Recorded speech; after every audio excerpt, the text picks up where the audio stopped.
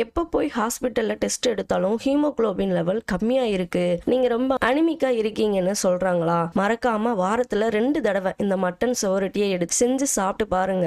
சரி, இதை எப்படி பண்ணணும்னு பார்க்கலாமா? நான் கடாயில் 2 டேபிள் ஸ்பூன் அளவுக்கு எண்ணெய் சேர்த்துக்கிறேன். அதுக்கு முன்னாடி இந்த சுவரொட்டியை சுடுதண்ணியில் 20 நிமிஷம் சுவரொட்டியை போட்டு 1/2 டீஸ்பூன் மஞ்சள் தூள் போட்டு வேக வச்சு எடுத்துக்கிட்டேன். அதை சின்ன சின்னதாக கட் பண்ணி எடுத்து வச்சுக்கிட்டேன். அப்பனா தான் அதோட ரத்தம் பிரியாமல் வரும். ஒரு பெரிய வெங்காயம் கட் பண்ணி ஆட் பண்ணிக்கிறேன். தேவையான அளவு சால்ட், 1/2 டீஸ்பூன் மஞ்சள் தூள், கொஞ்சமா கருவேப்பிலை, வெங்காயம் வதங்குனதும் இஞ்சி பூண்டு தட்டி வச்சிருக்கேன், அதையும் ஆட் பண்ணிக்கிறேன். அதோட பச்சை ஸ்மெல் போனதுக்கு அப்புறம் கட் பண்ணி வச்சிருக்க சுவரொட்டியும் ஆட் பண்ணிட்டு தேவையான அளவு சில்லி பவுடர், 1 டேபிள் ஸ்பூன் மல்லித்தூள், 1/4 டீஸ்பூன் சீரகத்தூள், 1/4 டீஸ்பூன் கரம் மசாலா, இது எல்லாமே சேர்த்து அதோட பச்சை வாசனை போனதுக்கு அப்புறம் கொஞ்சமா தண்ணி ஊற்றி ஒரு 5 மினிட்ஸ் லோ ஃப்ளேம்ல நல்லா வேக வச்சுக்கோங்க. ஃபைனலா கொஞ்சமா பெப்பர் பவுடர், மல்லி இலை தூவி இறக்கினா டேஸ்டியான மட்டன் சுவரொட்டி ரெடி. கண்டிப்பா ட்ரை பண்ணி பாருங்க. இந்த ரெசிபி உங்களுக்கு பிடிச்சிருந்தா லைக் அண்ட் சப்ஸ்கிரைப் பண்ணிக்கோங்க. பாய்.